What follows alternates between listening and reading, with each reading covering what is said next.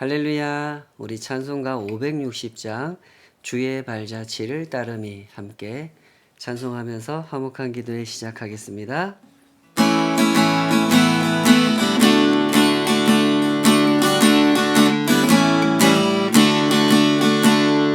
주의 발자취를 따름이 어찌 즐거운 일 아닌가.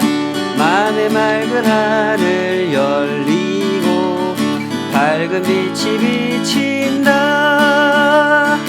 발자취를 따라가자 기쁜 마음으로. 발자취를 따라가자 찬송하며 즐겁게. 주의 발자취를 따름이 어찌 행복한 일 아닌가.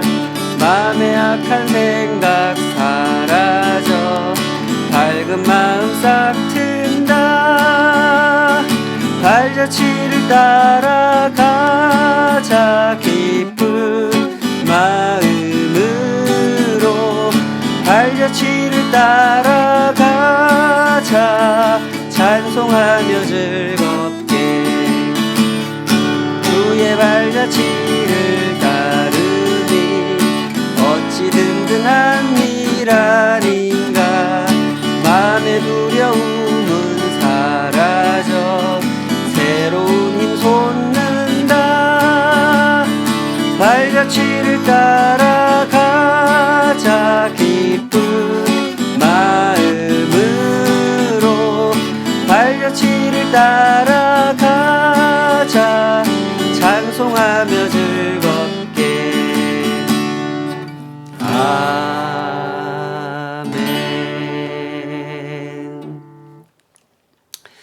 아버지 하나님, 주님의 그 선하신 그 손을 붙잡고 인도해 주시는 그 걸음을 따르기를 원합니다.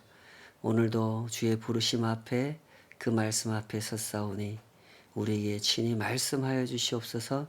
그 음성을 알아듣게 하여 주시고 그 음성을 따라 걸어가는 길 찬송하며 기쁘게 주님 따르게 하여 주시옵소서. 예수님의 이름으로 기도하옵나이다. 아멘. 요한복음 10장 1절에서 21절까지 나는 선한 목자라 하는 제목으로 함께 하나님 말씀 헤아려 보도록 하겠습니다. 오늘은 예수님께서 스스로를 가리켜 나는 선한 목자라 하고 선언하시는 그 본문을 함께 살펴보게 됐는데요. 우리가 6장, 7장, 8장, 9장을 쭉 읽어오면서 거듭거듭 비슷하게 반복되는 패턴들이 있었죠.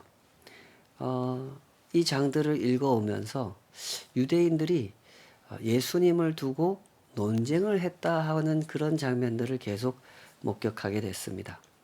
예수님께서 행하시는 이적을 보니까 하나님이 보내신 메시아가 맞는 것 같은데 자꾸 이 바리새인들하고 대립하시는 걸 보니까 또 우리가 요구하는 것에 대해서 뭔가 우리가 기대했던 그런 대답을 안 해주시는 걸 보니까 하나님이 보내신 메시아가 아닌 것 같다 하는 생각도 들기도 했던, 그래서 논쟁이 일어났던 그런 상황들을 계속해서 보여줬습니다. 그때나 지금이나 사실 이런 현상들은 비슷하게 일어나고 있죠. 대중의 반응이라고 하는 것이 그렇습니다. 대중은 그리 현명하지 않습니다. 뛰어난 분별력을 가지고 있는 상태가 아니죠. 대중은 선동당하는 경우가 많습니다. 정치인들은 대중의 이런 특성을 잘 알고 있습니다. 그리고 그 특성을 이용하는 사람들이죠. 결국 정치인들은 그들을 선동해서 그들을 이용해서 자신들에게 표를 던지게 하고 자신들을 지지하게 만들어서 대중을 이용하여 자기 권력을 차지하고 그렇게 차지한 권력으로 백성을 착취하는 그런 사람들이 정치인들이죠.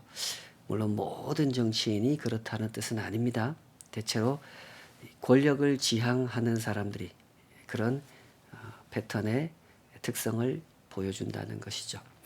예수님께서 그 당시에 그런 사람들을 상대하셨던 거죠. 때문에 예수님께서는 백성들을 깨우치려고 하셨습니다. 백성들을 선동하는 사람들의 그 꾀임에 넘어가지 않도록 백성들을 가르치시고 백성들을 도우려고 하셨죠. 참된 목자와 그렇지 않은 자.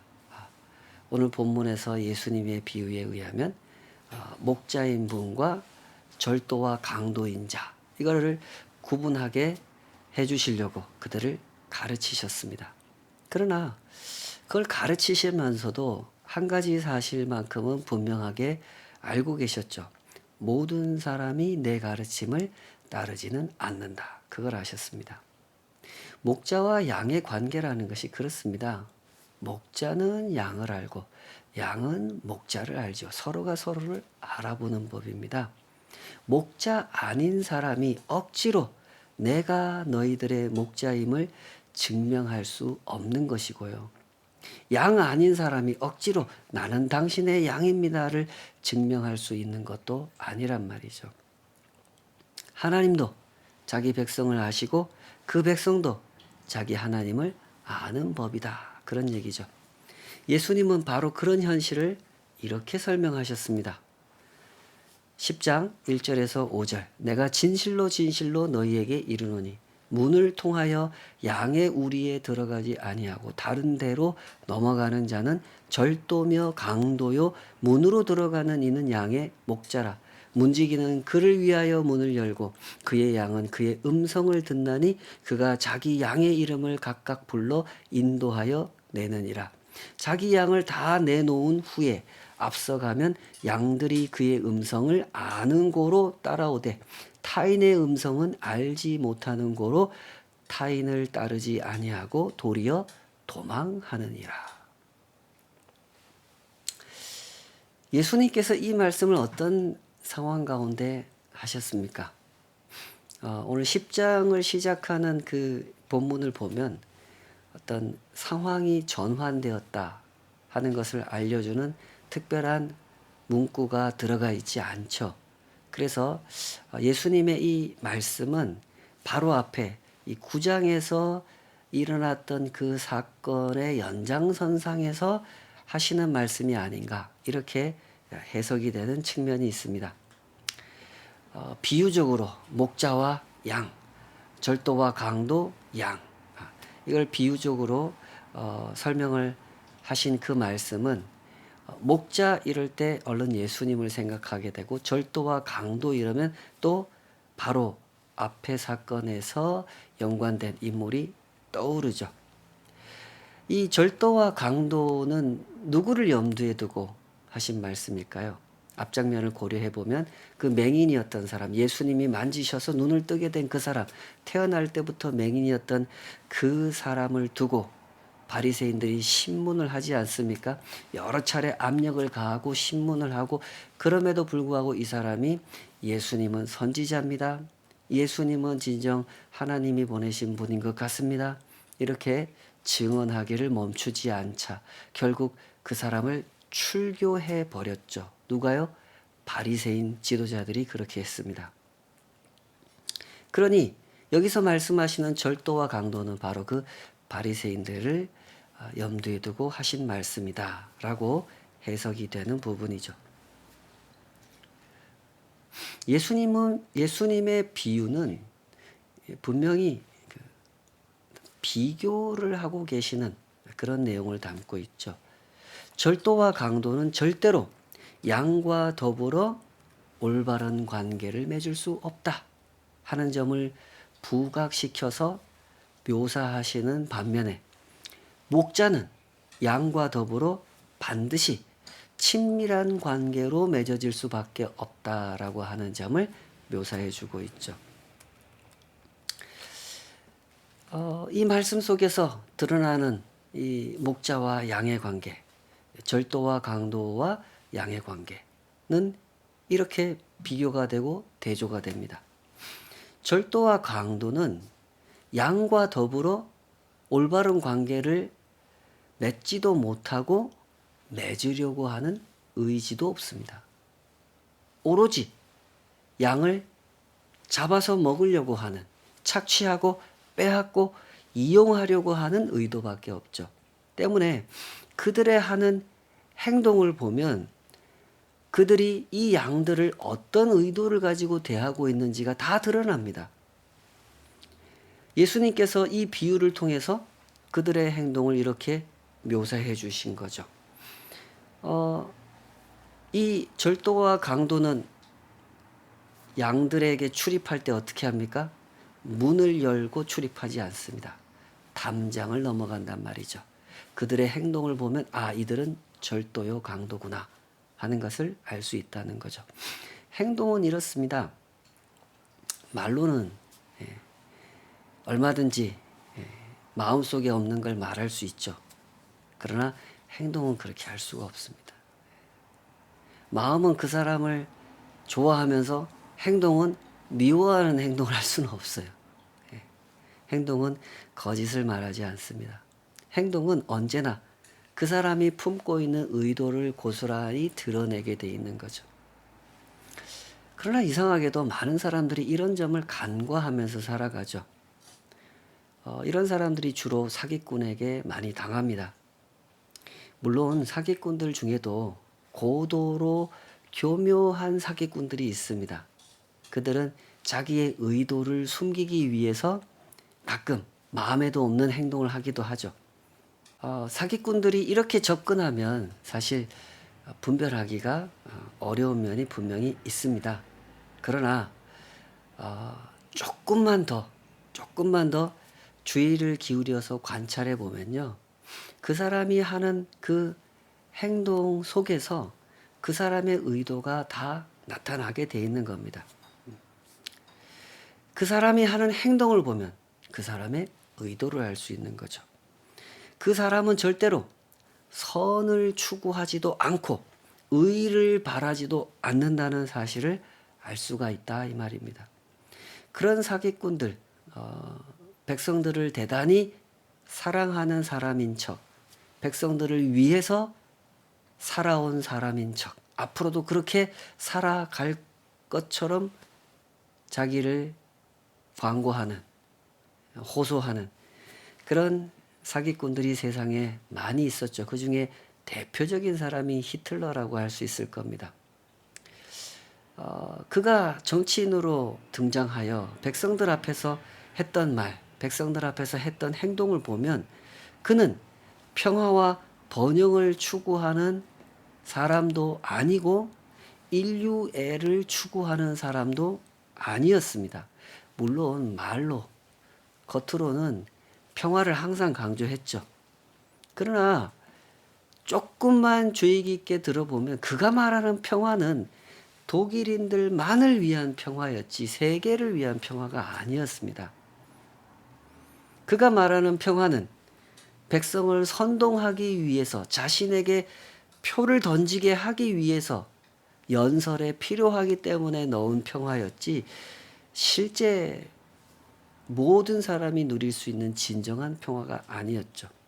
실제로는 그는 전쟁을 준비했고 실제로 침공을 했고 그렇게 하느라고 수백만 명의 독일인들을 희생시킨 장본인이었습니다.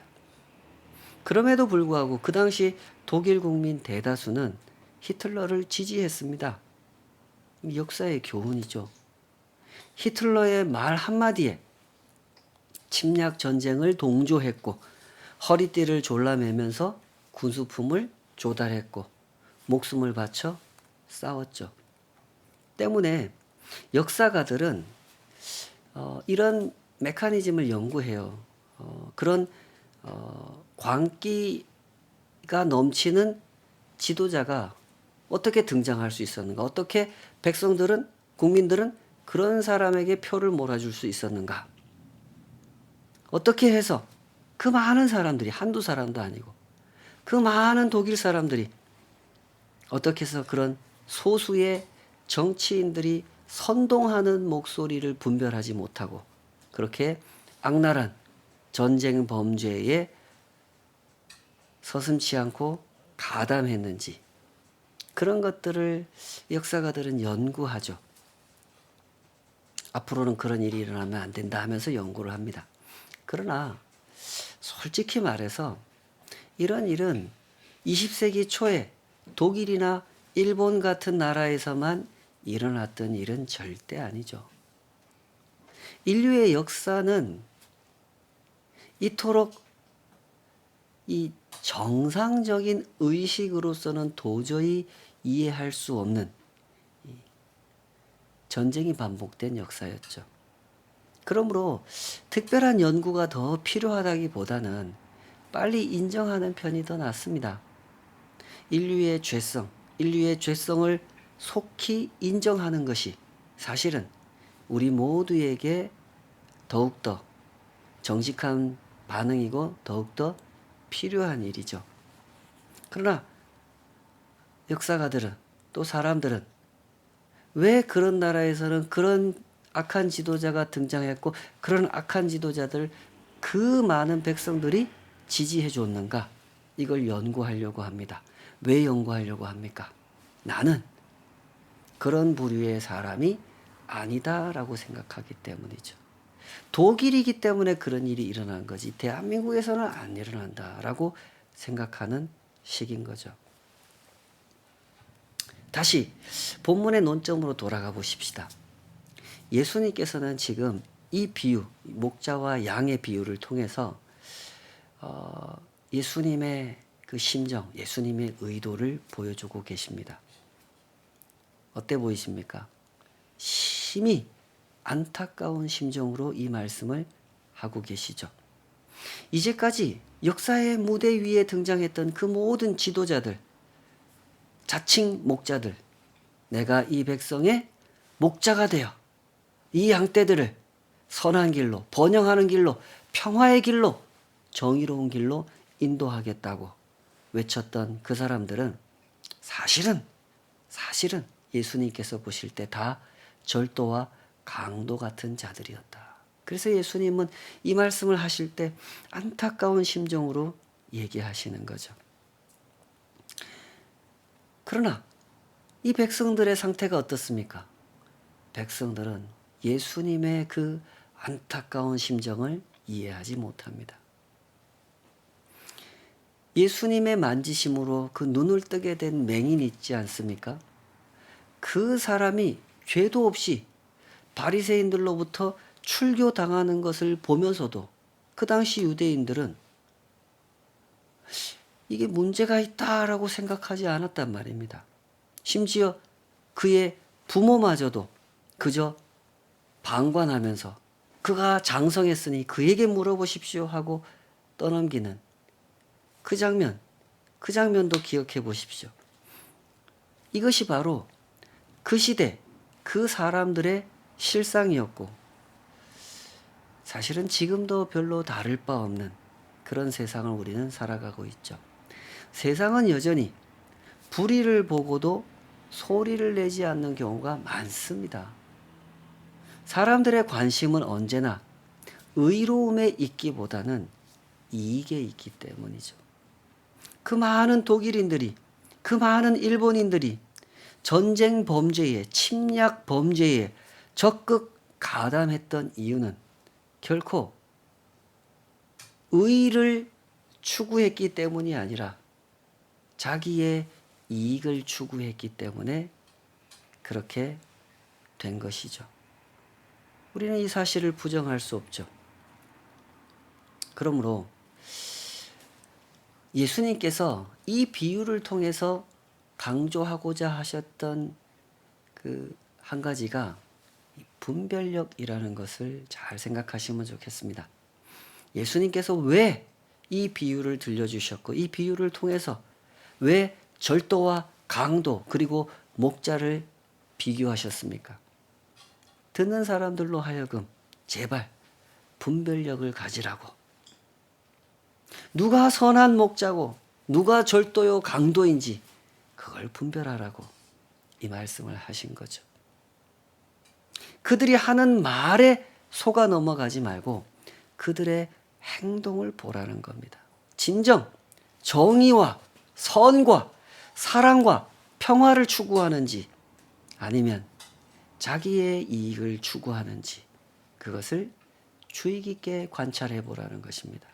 그리하여 속는 자가 되지 말고 절도와 강도를 따르는 자가 되지 말고 목자를 따르는 자가 되라고 말씀하시는 거죠. 그렇게 하기 위해서 우리는 반드시 선동하는 말과 진리를 가르쳐 주는 말을 분별할 줄 알아야 됩니다. 그러나 역사의 교훈은 무엇입니까? 선동하는 말과 진실을 가르쳐 주는 말을 분별할 줄 아는 사람이 세상에는 그리 많지 않습니다. 이것이 역사의 교훈이죠. 10장 8절에서 예수님이 이렇게 말씀하십니다. 나보다 먼저 온 자는 다 절도요 강도니 양들이 듣지 아니하였느니라. 이것이 예수님께서 내리신 진단이었습니다. 자칭 목자라고 주장하는 예수님보다 먼저 나타난 사람들, 그들은 다 절도요 강도였다는 거죠.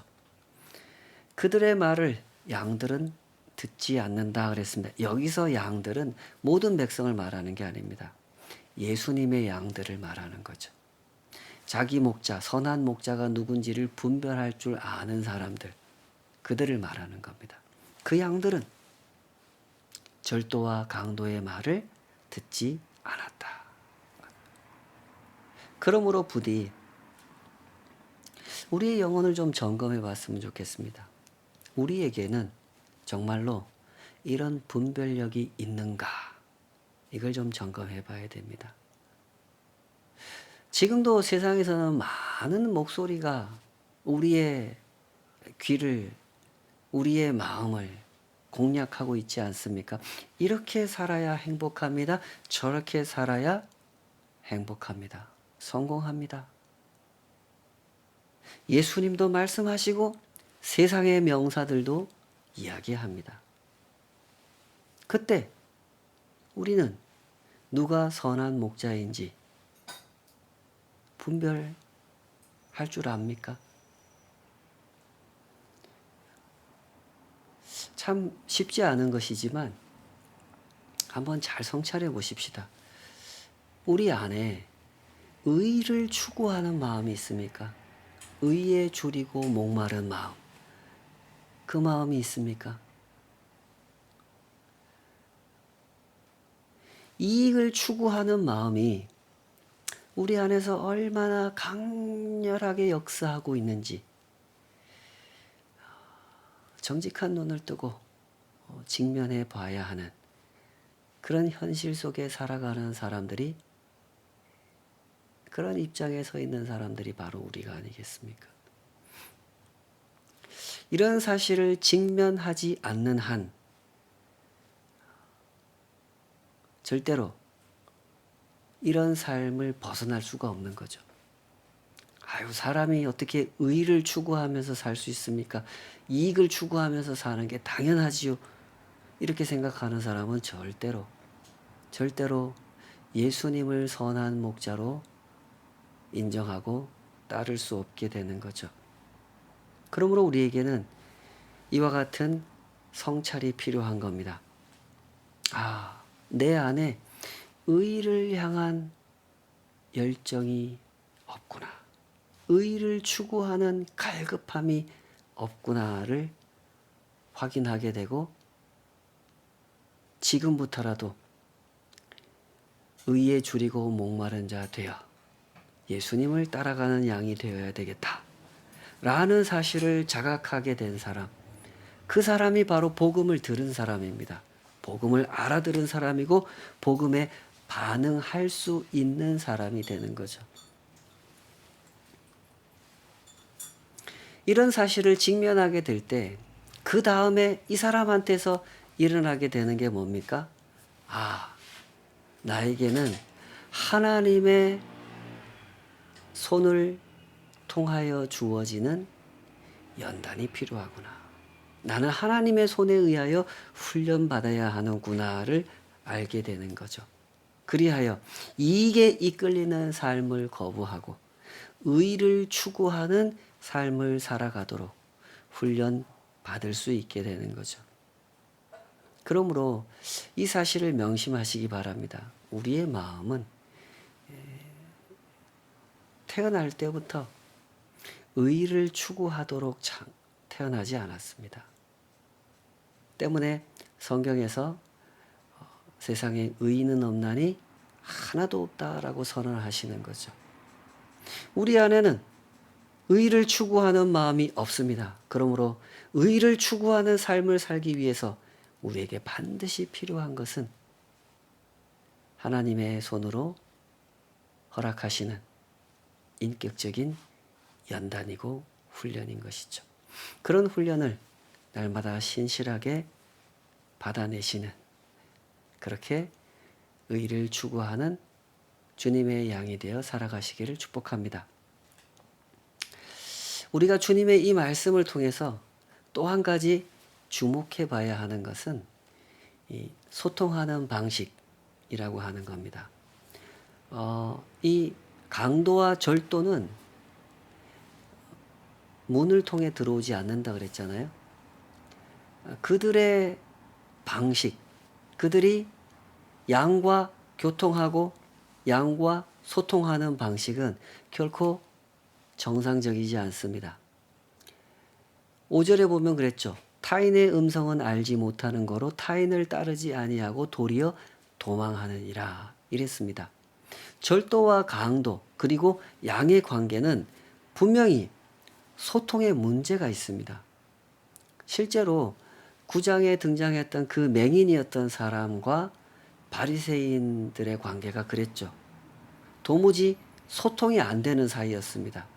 이 사람 계속 압력을 놓고 계속 취조를 하니까 도대체 당신들을 이해를 못하겠다. 그 예수라는 자가 분명히 나를 낫게 했는데 나를 눈뜨게 했는데 어찌하여 당신들은 그를 알아보지 못하느냐 라고 하소연을 하죠. 그런데도 바리새인들은 도무지 받아들이지 않았죠. 이 바리새인들은 맹인이었던 그 사람의 말을 믿으려고 하지 않았습니다. 진지하게 들어보려고 하지도 않았고 그 말을 듣고 공정하게 판단하려고 하지도 않았습니다. 그들의 질문은 대단히 악의적이었고 자신들이 원하는 대답을 듣기 위해서 이 맹인이었던 사람에게 부당한 압력을 가하는 그런 방식으로 그를 대했죠. 앞서 이 행동이라고 하는 것을 보면 그의 의도를 알 수 있다 그랬는데 의도가 바로 그 사람의 행동, 그 사람의 방법을, 방식을 결정하는 거죠. 같은 이야기입니다만은 예수님께서 지금 강조하시는 초점이 바로 이겁니다. 왜 절도와 강도는 문을 통해 들어오지 않고 울타리를 넘어서 들어오냐는 거죠. 그들의 목적과 의도가 악하기 때문인 겁니다. 그래서 그들은 압력을 가하고 고문을 가하고 취조를 하고 숙청을 하고 추방을 합니다. 선한 목자는 절대로 쓰지 않는 방법을 절도와 강도는 사용하죠. 역사에 등장했던 모든 독재자들이 그런 방법을 쓰지 않았습니까? 권력을 탐했던 독재자가 아니더라도 권력을 추구했고 권력을 탐했던, 권력을 위해서 백성을 이용하려고 했던 모든 권력자들이 그렇게 행동했죠. 그러므로 그가 사용하는 방법을 보면 그의 의도, 그의 목적을 알 수가 있고 그가 누구인지를 알 수가 있는 거죠. 예수님께서는 어떤 방법을 사용하셨습니까? 왜 예수님께서 스스로 나는 선한 목자라 그러고 우리는 맞습니다. 예수님이 선한 목자입니다. 라고 인정합니까? 그 이유는 예수님께서 문을 통해 출입하시기 때문입니다.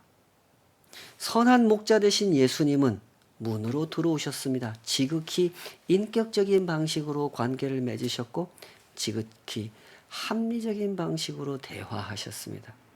그 백성들을, 그 양들을 먹이셨고 입히셨고 설명하셨고 그들을 살게 하셨고 풍성히 그 생명을 누리게 하셨죠. 우리 주님께서는 지금도 그렇게 우리를 대해 주시죠. 단 한 번도 그렇지 않은 방식으로 자기 백성을 대하신 적이 없으셨단 말이죠. 때문에 선한 목자 대신 우리 하나님의 그 돌보심을 체험했던 모든 사람들은 그 돌보심을 이렇게 고백했던 거죠. 시편에 보면 이런 고백이 가득하죠. 뭐 시편에만 있는 것은 아닙니다만은 시편 8편 4절 사람이 무엇이기에 주께서 그를 생각하시며 인자가 무엇이기에 주께서 그를 돌보시나이까. 시편 23편 6절 내 평생의 선하심과 인자하심이 반드시 나를 따르리니 내가 여호와의 집에 영원히 살리로다. 시편 33편 5절 그는 공의와 정의를 사랑하시며 세상에는 여호와의 인자하심이 충만하도다. 이런 구절들이 성경에 가득하죠. 목자와 양의 관계, 예수님과 그 맹인의 관계가 그랬죠. 소통도 잘 되고 교통도 잘 되는 관계였습니다. 그리고 그렇게 원활한 소통은 결국 추종으로 이어졌죠. 그 맹인이었던 사람이 예수님을 따르게 되지 않습니까? 2절에 보면 분명히 이렇게 설명했습니다. 문으로 들어가는 이는 양의 목자라 문지기는 그를 위하여 문을 열고 양은 그의 음성을 듣나니 그가 자기 양의 이름을 각각 불러 인도하여 내느니라.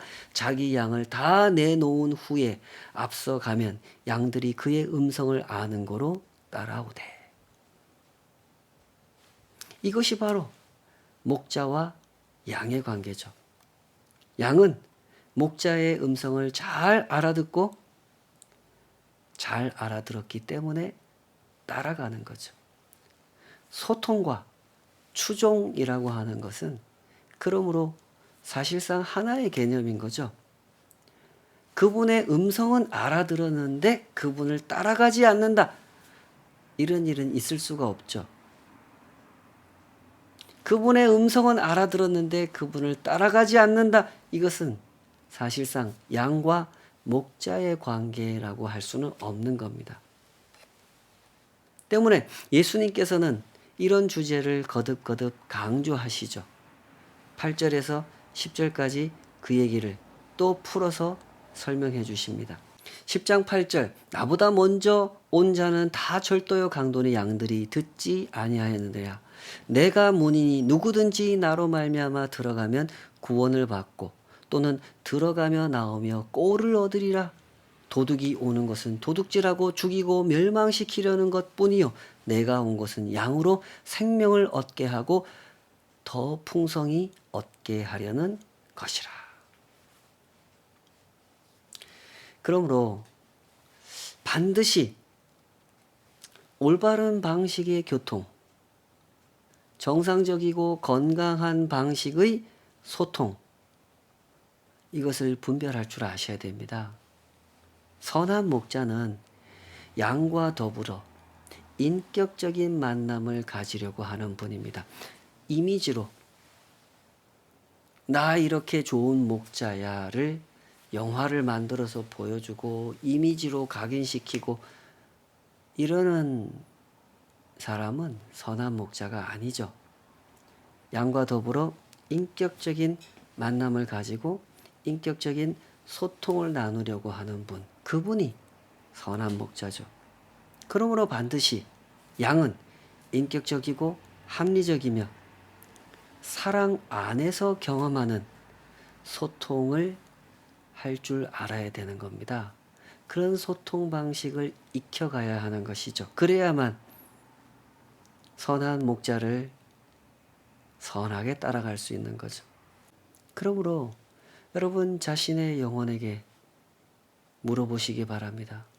그런 시간을 갖고 계십니까? 진지한 기도의 시간, 거룩한 성찰의 시간, 묵상의 시간을 갖고 계십니까? 그렇게 예수님과 나의 관계를 확인하면서 살아가는 성도는 자신에게 더욱 진지한 훈련이 필요하다는 것을 자각하게 됩니다. 그리고 경건의 훈련이라고 우리가 표현하는 그런 일에 더욱더 관심을 갖게 되죠. 시간을 많이 늘린다는 것을 꼭 강조하려고 하는 것은 아닙니다.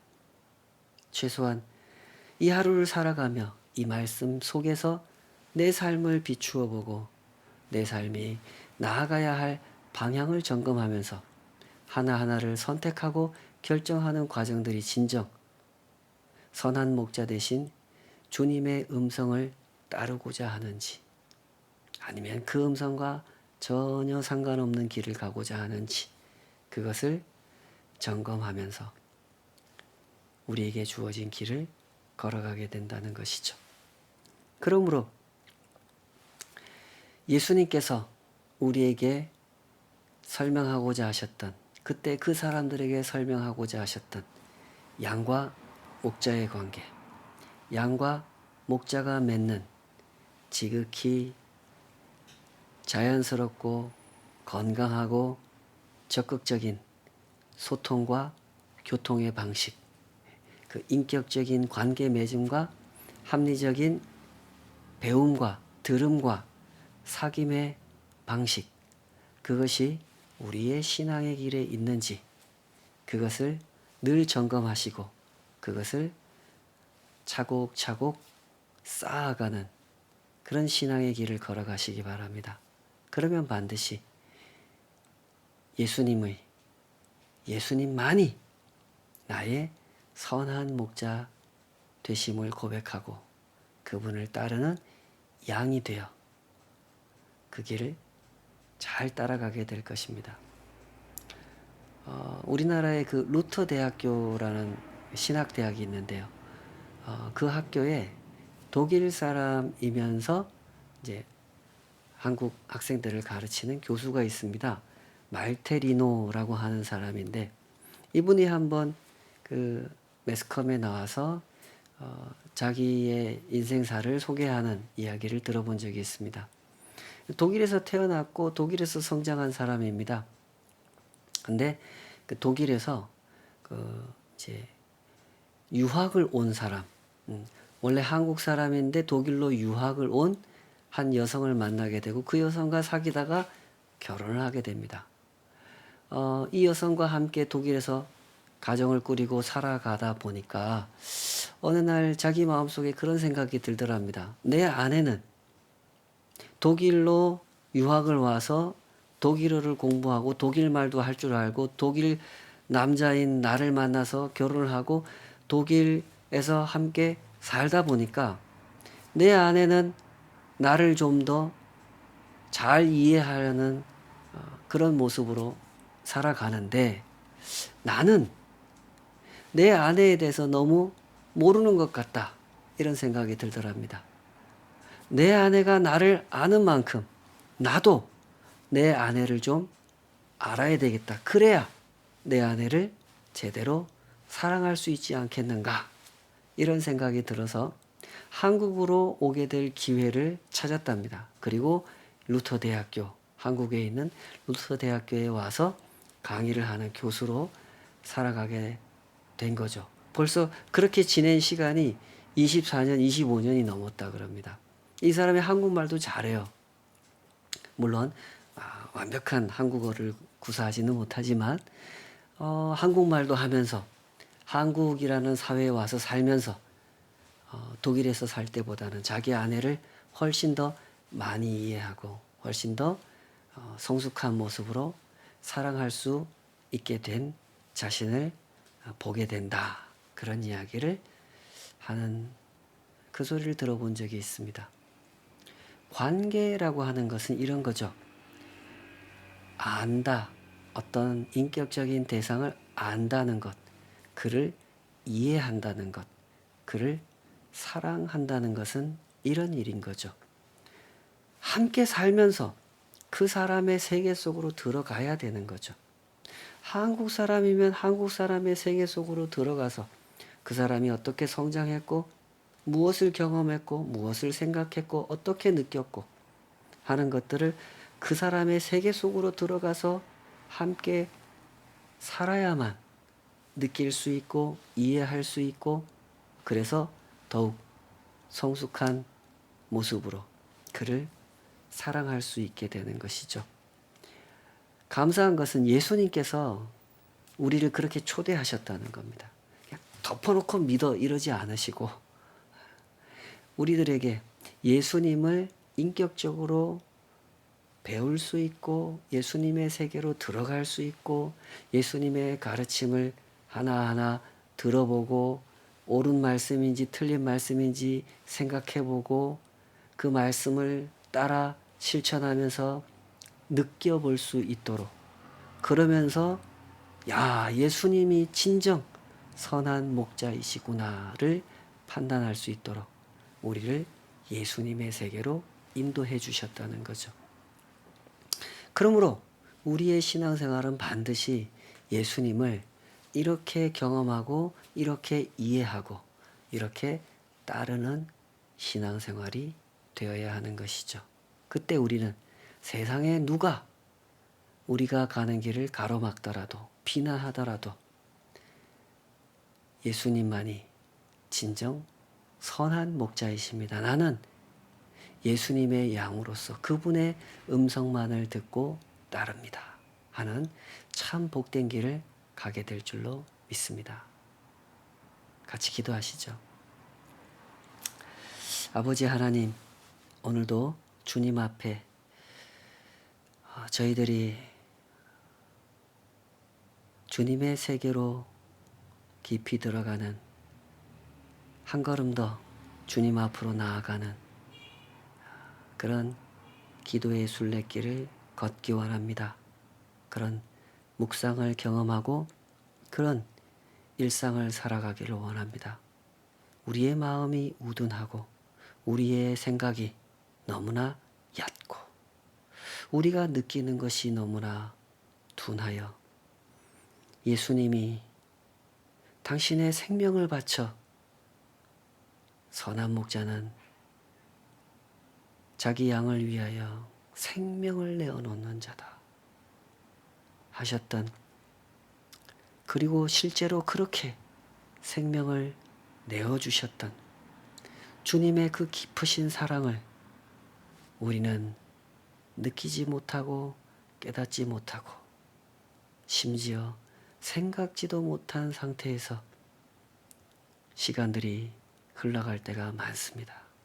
부디 이 많은 목소리가 우리를 향하여 끊임없이 나를 따르라고 외치는 이 때를 사는 동안 잘 분별케 하여 주시옵소서. 그 말씀하시는 방식을, 그 말씀하시는 의도를 그 선하신 손에 내어주심을 잘 분별케 하여 주시고 그 손을 꼭 붙잡고 선한 목자 되신 예수님의 그 세계 속에서 예수님을 더 분명히 알고 더 깊이 사랑하고 더 신실하게 따르는 저희들의 신앙의 여정이 되도록 주님 저희들을 꼭 붙잡고 인도하여 주시옵소서. 예수님의 이름으로 기도하옵나이다. 아멘.